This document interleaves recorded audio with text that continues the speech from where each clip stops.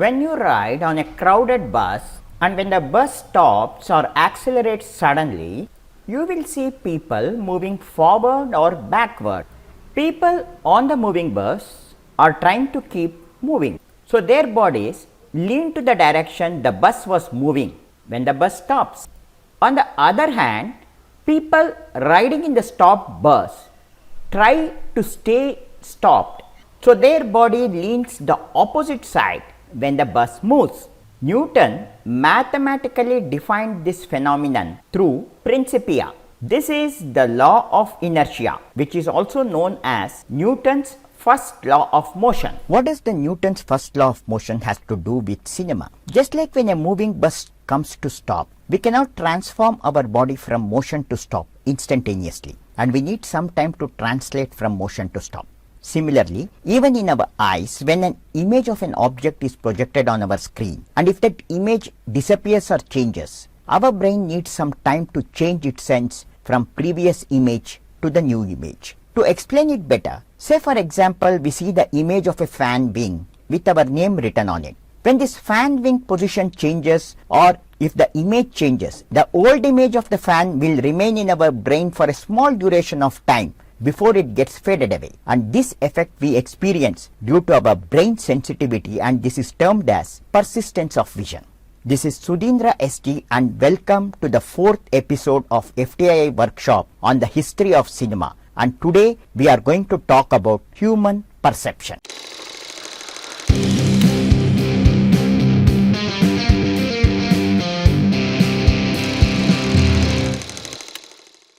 The world we experience is defined by two philosophies. One is the reality of what is happening in the world. The second is human perception. And this is what we actually are experiencing in our brain through our senses. Many a time, there will be a lot of difference between reality and our perception. The best example to this is how we experience day and night. For thousands of years, humans thought that we are sitting on a stationary land and the sun is every day moving from east to the west. So we all thought that the sun is a moving star which moves from east to west direction, and because of this movement of sun, we experience day and night. However, Galileo proved that this experience was not real, but it was just a human perception.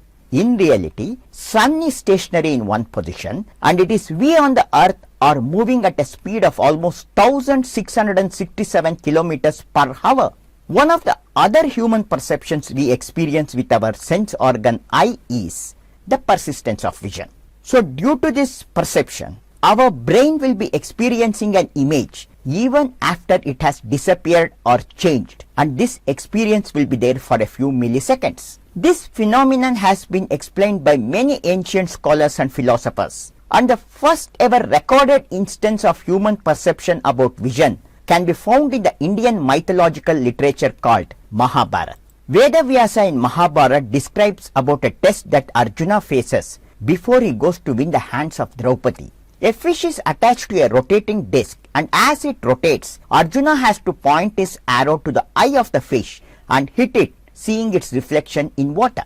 When the fish is on the rotating disc, it appears like a streak of circular illusion, and to focus on the fish or to see the fish image clearly, Drona had trained Arjuna with a skill called Ikshana. Here, Arjuna is trying to move his eyeballs at the speed of the rotating fish, and when his eyeballs moves at the speed of the rotating fish and matches its speed, then the fish now remains always focused, but all the other object around the fish is totally blurred. So now he can clearly see the fish image, and he can clearly aim his arrow to the eye of the fish, and this way Arjuna wins the test, and thereby Pandavas are married to Draupadi. To explain this concept better, let us take the image of a fan wing. Say we have written the name of a person on a fan wing, and we want to read it when the fan is rotating. Now the fan is off and we can read the text very easily. But if we switch on the fan, then why does the fan wing becomes totally blurred and we are not able to see the wings? This is exactly because of the phenomenon of persistence of vision. Here the image of the fan wing is projected on our screen, and now when the fan rotates, the old image of the fan wing remains in our human brain memory for about 1/32 of a second, and then in the next 1/8 of a second, this old image gets slowly faded away. Now we are seeing the fan. if the fan wing rotates within this 1/32 of a second, then our brain will be still holding the old image in its memory, and suddenly the new image is projected in which the fan is slightly rotated to the next position. Now, in 1/32 of a second, if the fan completes one complete rotation, then the wing appears to be a round spherical disc instead of a wing. So when the fan wings rotate, if we can move our eyeballs and keep our focus exactly on the words printed on the wings, and if we can move our eyeballs at the same speed as the fan wing is moving, then now the position of this fan wing never changes in our brain, and so it remains clear, but the position of images all around the wing is changing, and so now the wings and the name is clear, but we cannot see the background wall or any other stationary objects clearly. Later, Aristotle mentioned about this experience, that when he was seeing sun, he could see sun even after he closed the eye for a few moments. You can also experience it. For example, keep seeing the sun and suddenly close your eyes. You keep seeing the sun still even after closing the eye because of its vision in your memory. So now let us understand this better with some visual experiments. Take a series of still sequential images. Let's look at them one by one, faster. Now let's remove the gaps. Go faster. Still. Wait for it. Bam! Motion. This is due to the human perception we develop in our brain. In reality, we know we are just looking at a series of still images. But when we see them change fast enough, human perception creates an optical illusion of appearing as a single persistent image that's gradually changing form and position. This effect is the basis for all motion picture technology, from our LED screens of today to the 20th century cathode ray tubes, from cinematic film projection to the novelty toys. Even it has been suggested all the way back to the Stone Age when humans began painting on cave walls. This phenomenon of perceiving apparent motion in successive images is due to a characteristics of human perception historically referred as persistence of vision.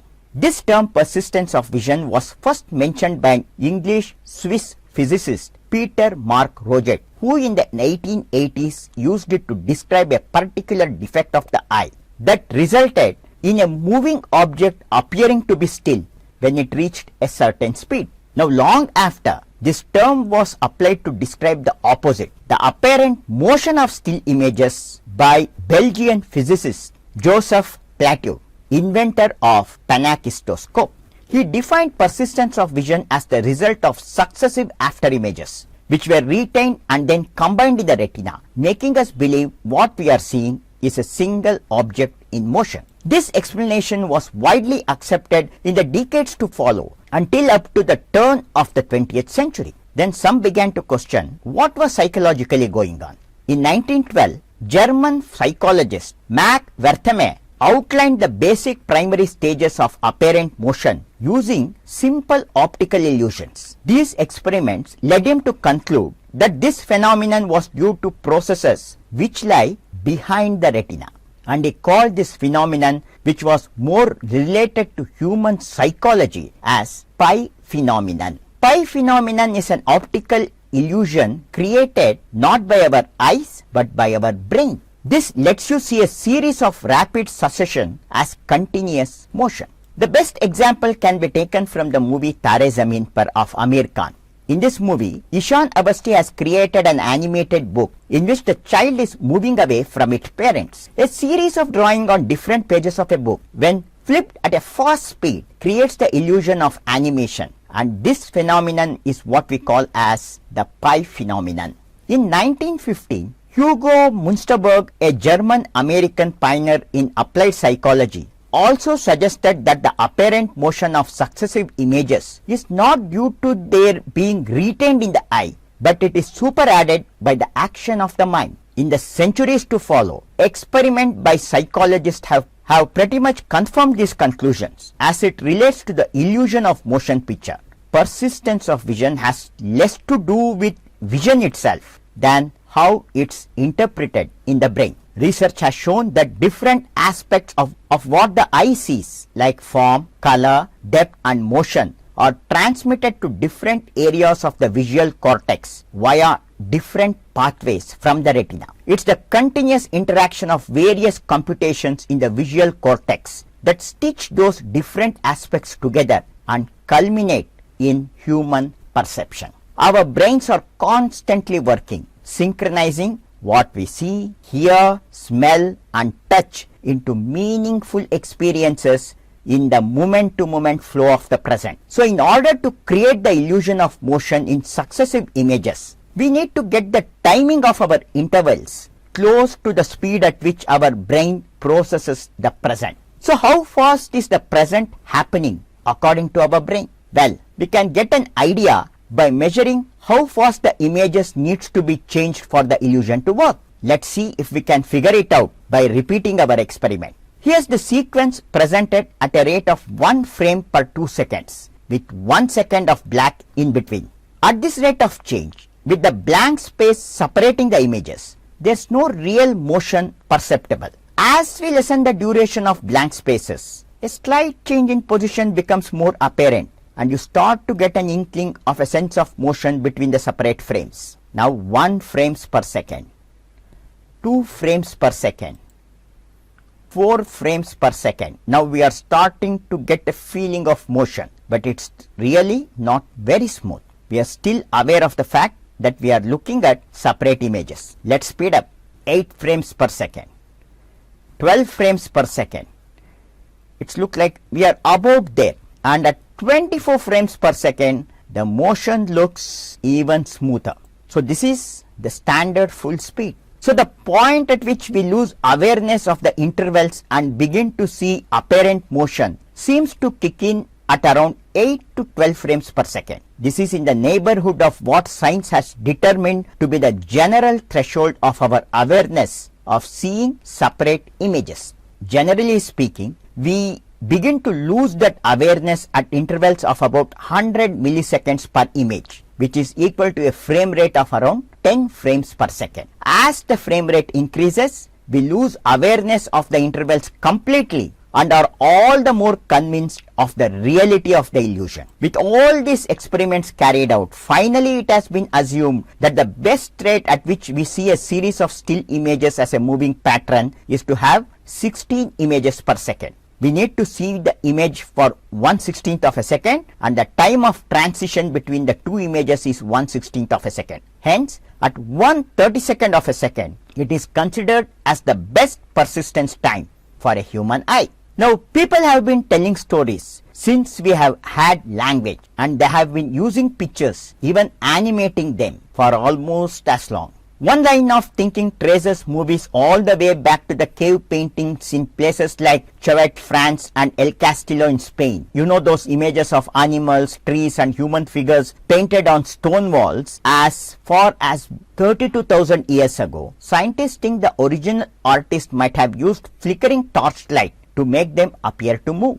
Fast forward to just 5,000 years ago and we find people inventing more sophisticated devices to create the same illusion of motion. Among these pre-film animation tools, the one we are most familiar with are the zoetropes. Think of this as a bowl or a deep cylinder with sequential images painted on the inside and a small slit or window cut into the edges. Spin the bowl and peer through the slits. And thanks to persistence of vision and Phi phenomenon, the picture seems to move. Wow! Over the centuries, these devices came in lots of different forms and in lots of many names. Penakistoscope, stroboscope, stereoscopes and all kind of scopes. But the actual cinema that we see today was born not in any scientific lab or in any great institutions, but it was born in a race course, and the idea of movie struck man by seeing a horse. In 1872, Leland Stanford, the former governor of California and a horse race aficionado, made a bet with another bigwig that a horse at full speed raises all the 4 legs off the ground at some point. To settle this bet, Stanford commissioned a photographer and inventor named Eadweard Muybridge to find the photographic proof. So Muybridge set up 12 cameras along a racetrack, each triggered by a tripwire to capture the still images of a horse in motion. His set of 12 photos was something brand new, rapid motion broken down into frozen studyable movements. And the spoiler alert is, Governor Stanford won his bet. There were a couple of images where that horse wasn't touching the ground at all.